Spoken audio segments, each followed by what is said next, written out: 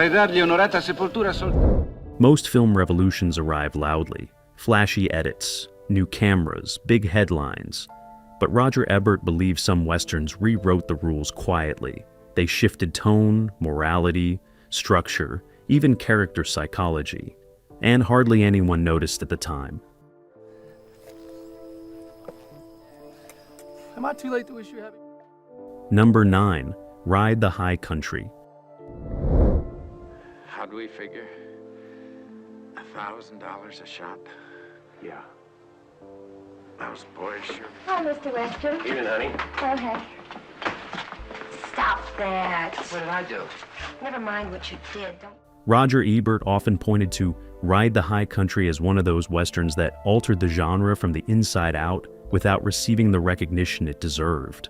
On the surface, it looks conventional. Two aging former lawmen take a job transporting gold from a remote mining town. There are dusty streets, horseback travel, and the familiar outlines of frontier justice.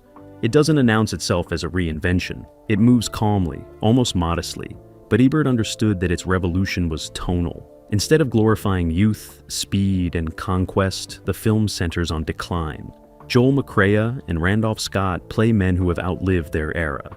Their reputations precede them, but the world around them has shifted. Civilization is creeping in. The frontier myth is fading. What matters now is not how fast they can draw, but how they face irrelevance. Ebert admired westerns that treated violence as a moral crossroads rather than spectacle. Ride the High Country builds toward conflict slowly, letting character define stakes. When gunfire finally erupts, it feels inevitable, not theatrical. The violence is brief, direct, and grounded. There are no balletic duels framed for applause. What changed cinema, in Ebert's view, was how the film handled honor.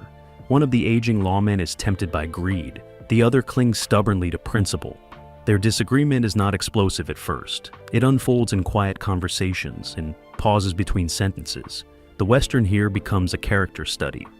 The gunfight is not the centerpiece. The choice is.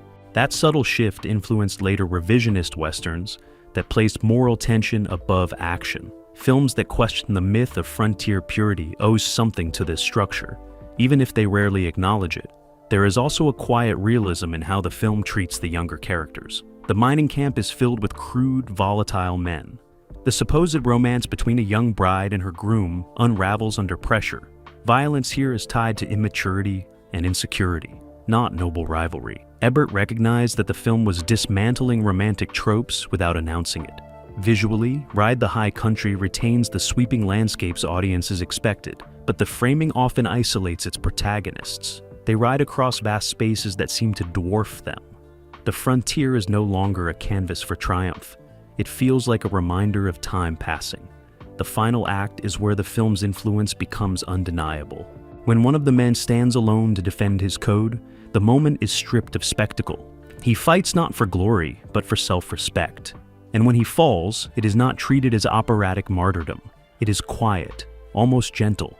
Ebert believed this ending quietly reframed what a Western hero could be. Not invincible, not celebrated, just steadfast. Ride the High Country did not scream innovation. It did not carry the shock of graphic violence or radical editing, but it shifted the genre's emotional center. It proved that aging, regret, and moral compromise could sit at the heart of a Western. Quiet shift rippled forward, long after most audiences had moved on. Number 8. The Oxbow Incident. Well, you can see why there are times when the judge don't seem to be able to make up his own mind. Come in! Come in! He says, come in. You know I can't read.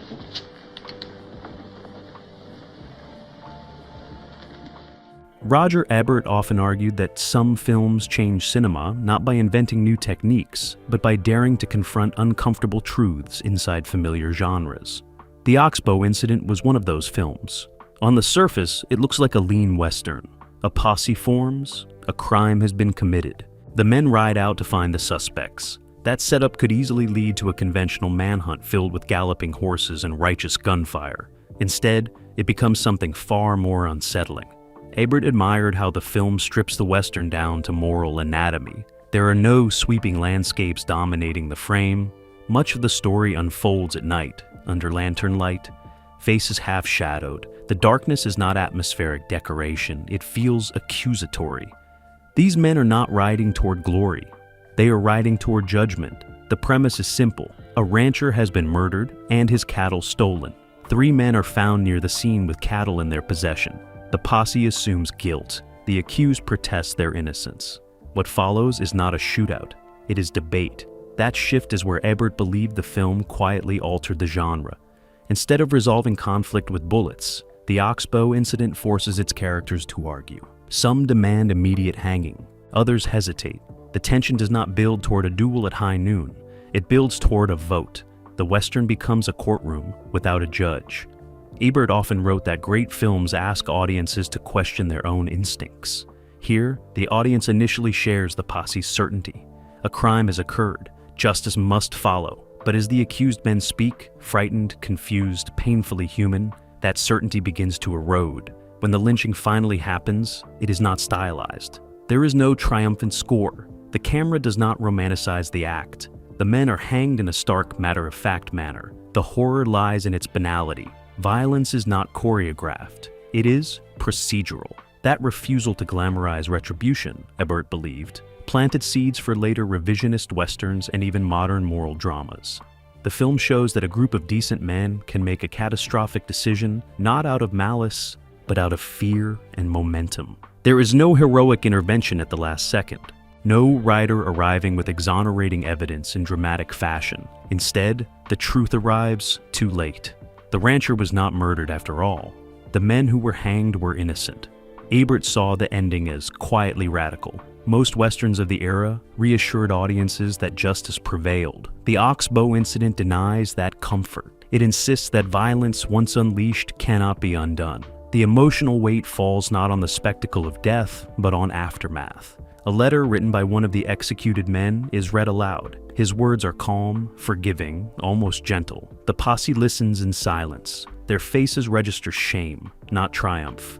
That moment reframes the Western hero. The strongest man is not the quickest draw. These 4 rode in here this morning.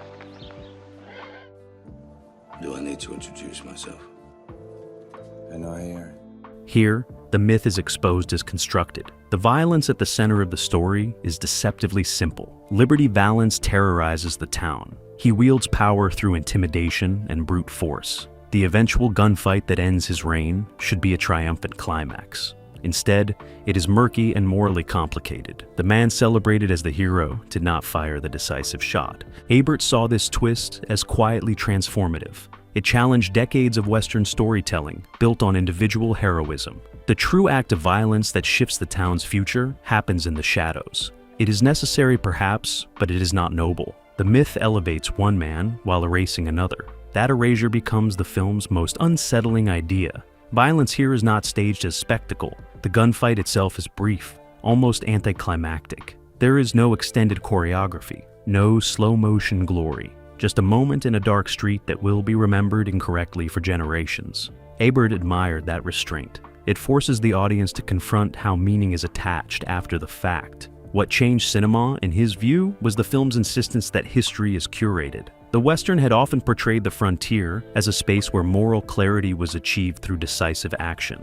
The man who shot Liberty Valance suggests that clarity is manufactured. The film also redefines masculinity within the genre. The lawyer who becomes senator believes in law, education, and civic structure. The rancher who actually fires the fatal shot represents the older code of frontier survival. Their dynamic is not just personal, it symbolizes a transition in American identity. Violence becomes the bridge between eras. Ebert frequently wrote about films that understood consequence. Here, the consequences are existential. The man who performed the true act of violence receives no public honor. He fades into obscurity. The man who did not pull the trigger builds a political career on the story. There is no cathartic celebration at the end. The revelation of truth does not rewrite the past. The legend remains intact because it serves a purpose. The West, as remembered, is cleaner than the West that was lived. Visually, the film reinforces its themes through intimacy. Instead of sweeping landscapes, we get tight rooms, shadowed faces, and the sense of a town negotiating its identity. Violence is not framed against endless sky. It is contained within community. Ebert believed this inward turn reshaped the Western permanently. After this film, the genre could no longer rely solely on heroic myth without acknowledging its construction. It did not reinvent the camera, it reinvented the story, and that quiet shift changed cinema more profoundly than most spectacles ever could. Number 5. The Shooting.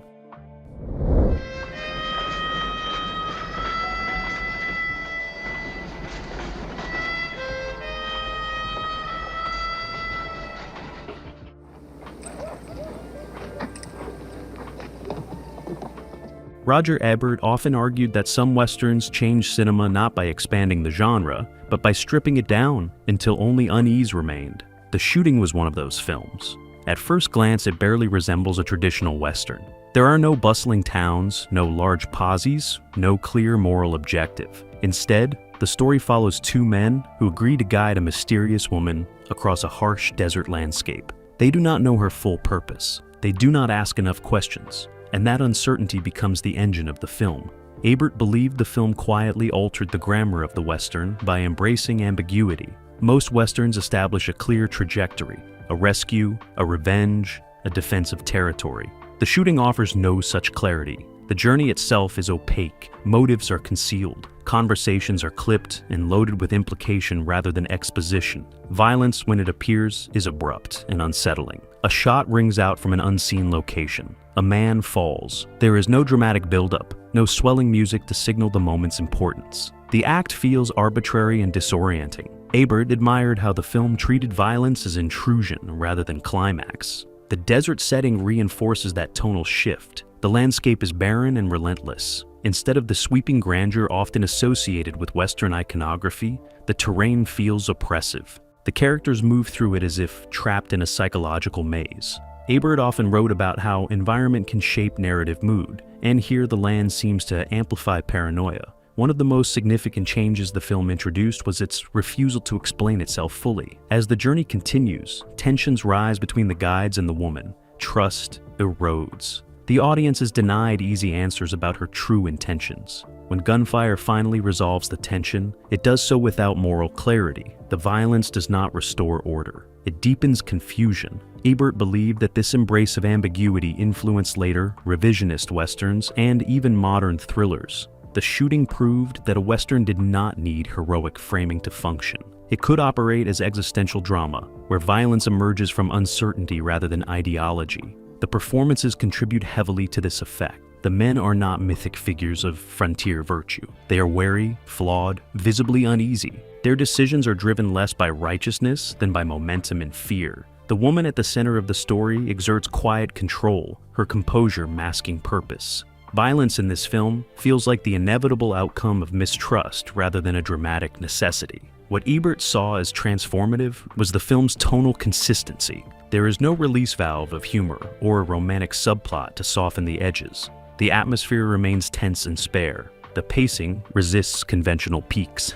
Instead, it sustains dread until the final confrontation. The climax does not offer catharsis. It feels abrupt and emotionally unresolved. When the truth behind the journey becomes clearer, it reframes earlier events without offering comfort. The film ends not with triumph, but with lingering unease. Ebert often championed films that challenged audience expectation. The Shooting did exactly that, within a genre long associated with moral clarity and spectacle. It demonstrated that the Western could be psychological, even surreal, without abandoning its core elements of landscape and confrontation. By refusing to glamorize violence or explain it away, the film quietly expanded the possibilities of what a Western could be. It did not rewrite the genre through grandeur or scale. It did so through restraint, ambiguity, and tension. And that subtle shift, Ebert believed, changed cinema more than many louder revolutions ever did.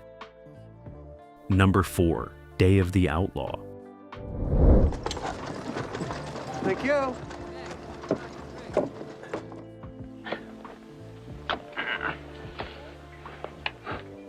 Roger Ebert often gravitated toward westerns that smuggled radical ideas into familiar terrain. Day of the Outlaw was one of those films that did not announce its ambition, yet quietly expanded what the genre could contain. The premise sounds traditional at first. A group of outlaws rides into a small frontier town and takes control. There are guns, threats, and the familiar tension between lawlessness and order. But what unfolds is far less conventional. Ebert believed the film altered the Western by shifting the focus from action to psychological pressure. The outlaws, led by a wounded and volatile commander, do not immediately erupt into chaotic violence. Instead, they occupy the town like a storm that refuses to break. Their presence creates dread. Every interaction feels loaded. The setting contributes heavily to that tension. The story unfolds in deep winter, with snow blanketing the landscape. Unlike the sun-drenched deserts that dominate many westerns, this environment feels suffocating and cold. The snow isolates the town physically and emotionally. Ebert often wrote about how atmosphere can reshape genre expectation, and here the climate transforms the Western into something almost claustrophobic. Violence in Day of the Outlaw is not romanticized. When it happens, it is blunt and unsettling. A gunshot does not restore moral clarity. It deepens instability. The townspeople are not heroic resistors. They are frightened and divided. Even the supposed protagonist is morally compromised, driven by personal grudges rather than pure justice. Ebert saw this moral ambiguity as quietly revolutionary. The Western had long relied on a clear delineation between hero and villain. In this film, those lines blur. The outlaws are brutal, but they are also exhausted and fractured. Their leader struggles to maintain control over men on the brink of collapse. Violence becomes less about dominance and more about desperation. What truly sets the film apart is its restraint. The outlaws do not massacre the town for spectacle. Instead, the threat of violence hangs constantly in the air. The tension builds through stares, silences, and half-finished sentences. Ebert admired filmmakers who understood that anticipation could be more powerful than gunfire. The climax abandons the traditional showdown format. Instead of a grand duel in the street, the resolution unfolds in the vast, frozen wilderness. The environment becomes an adversary equal to any gunman. Survival replaces revenge as the primary objective. This shift reframes the Western's usual narrative arc. It is no longer about restoring order through force. It is about enduring harshness together. Ebert believed Day of the Outlaw influenced later Westerns that embraced psychological complexity and environmental hostility. Its quiet subversion of genre expectations paved the way for stories that valued tension over spectacle. The film did not receive the same acclaim as larger, flashier Westerns of its era, but its impact is evident in how it treated violence as pressure rather than performance. It proved that fear, climate, and moral compromise could carry a Western just as effectively as cavalry charges. In that subtle recalibration of tone and character, Ebert saw a film that changed cinema without demanding recognition. That number 3, 40 Guns. Would you mind passing it down, please?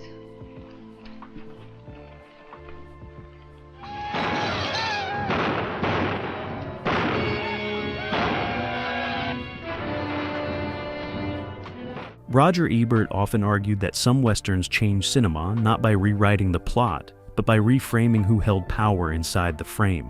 40 Guns was one of those films. On paper, it sounds conventional. A lawman rides into town. A powerful ranch owner controls the territory. Tensions simmer, guns are drawn. Yet Ebert saw in this film a structural shift that most audiences overlooked.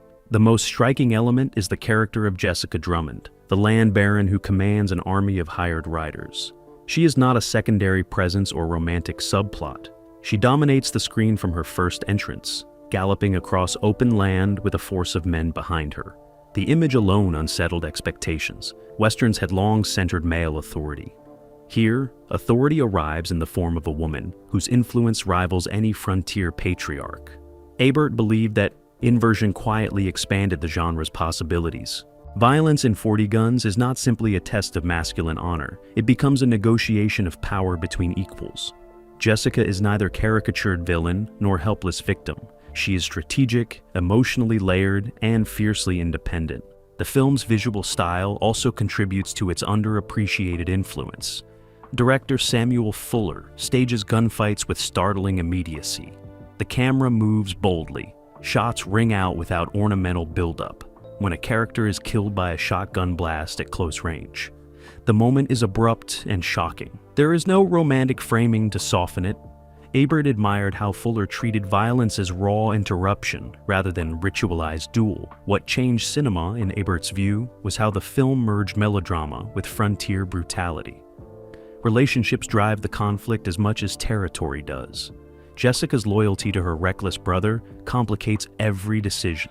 Violence here is personal and political at once. It does not simply restore order. It fractures families and reshapes alliances. The pacing reinforces that unpredictability. Gunfights erupt suddenly and end quickly.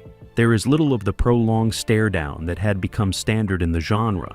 Fuller allows chaos to intrude without warning, which subtly influenced later westerns that embraced more abrupt and disorienting action. Even the ending refuses a purely triumphant note. Emotional compromise replaces total victory. The dominant figure must reckon with the consequences of her own authority. The Western hero does not ride away untouched. Relationships linger, altered. Ebert often championed films that challenged audience expectations without announcing themselves as radical. 40 Guns did exactly that.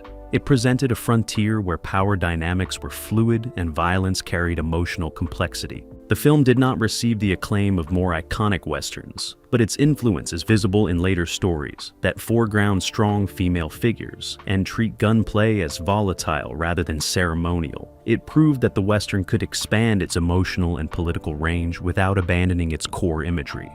In that expansion, Ebert saw a quiet revolution, not loud enough to dominate headlines, but significant enough to reshape how the genre could imagine authority, gender, and violence. And that is precisely why it belongs on this list. Number 2, The Great Silence.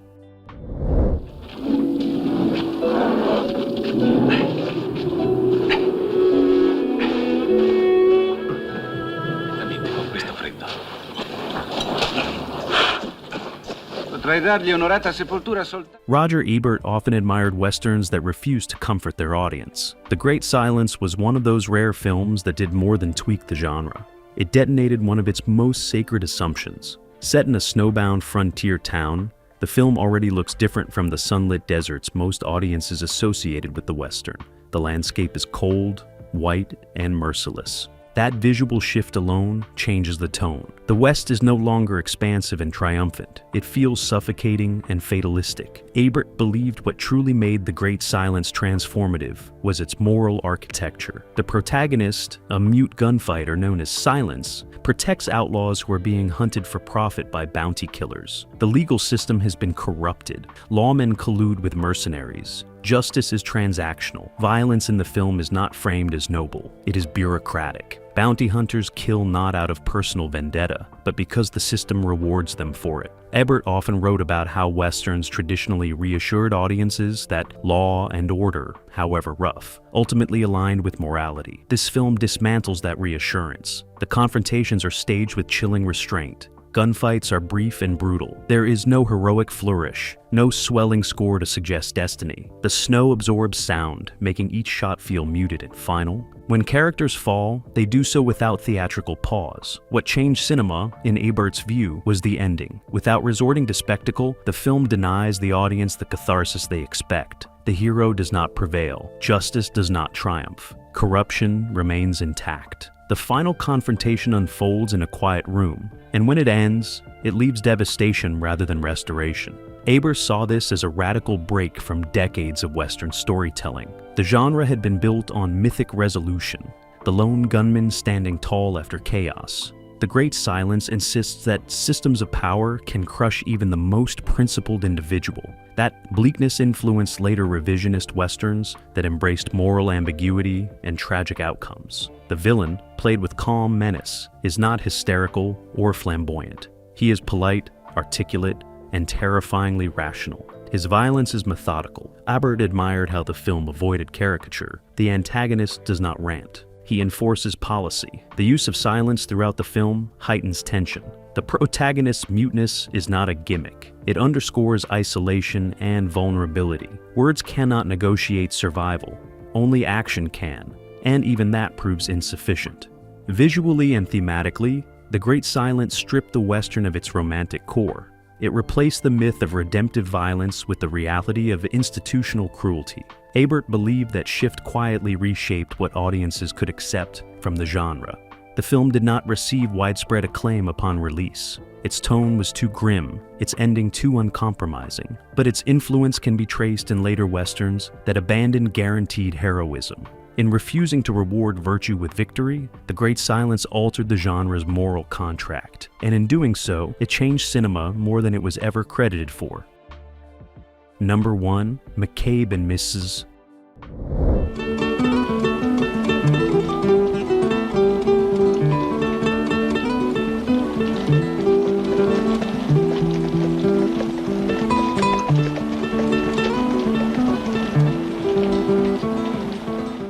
Roger Ebert believed that some westerns did not merely question the myth of the frontier, they dissolved it entirely. McCabe and Mrs. Miller was, in his view, the film that quietly completed that transformation. At first glance, it appears deceptively simple. A gambler named McCabe arrives in a small Pacific Northwest town and partners with Mrs. Miller to build a brothel. Business grows. A corporation arrives, offering to buy them out. McCabe refuses. Hired gunmen follow. The structure sounds familiar, yet Ebert saw in this film a complete tonal overhaul of the genre. The West here is not grand or mythic. It is muddy, damp, and half-constructed. Buildings are unfinished. Streets are slush. The town feels improvised rather than destined. Cinematography cloaks the world in soft light and drifting snow, draining it of heroic clarity.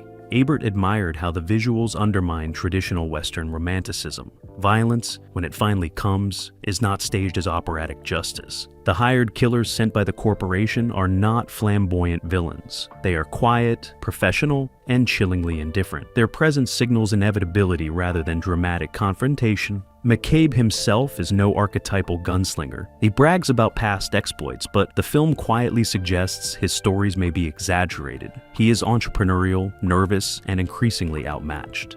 Ebert often wrote about how cinema evolved when heroes became human.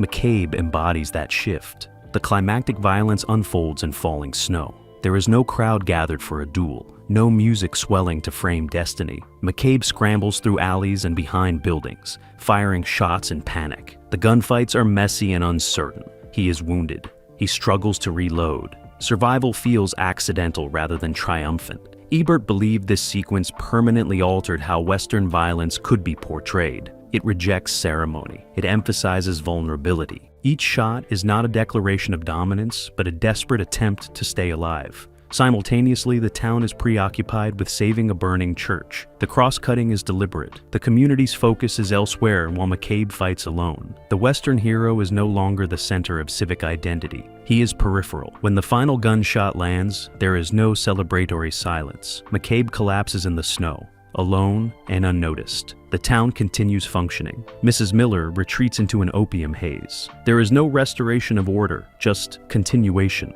Ebert saw this as the moment the Western shed its last layer of myth. Violence does not cleanse the land. It does not elevate the hero. It leaves bodies in the snow and commerce intact. Even the antagonistic corporation represents a modern shift. The threat is not a rogue outlaw, but institutional capitalism.